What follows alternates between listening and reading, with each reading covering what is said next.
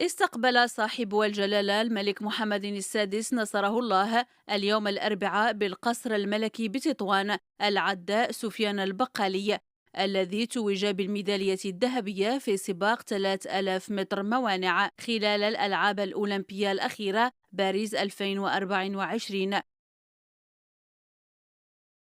وبهذه المناسبة وشح جلالة الملك سفيان البقالي بوسام العرش من درجة قائد. ويعكس هذا الاستقبال الذي جرى بحضور رئيس الجامعة الملكية المغربية لألعاب القوى عبد السلام أحزون العناية السامية التي مفاتيح جلالة الملك حفظه الله يحيط بها الشباب، وكذا الاهتمام الخاص الذي يوليه جلالته لقطاع الرياضة بمختلف تخصصاته. ويأتي هذا الاستقبال عقب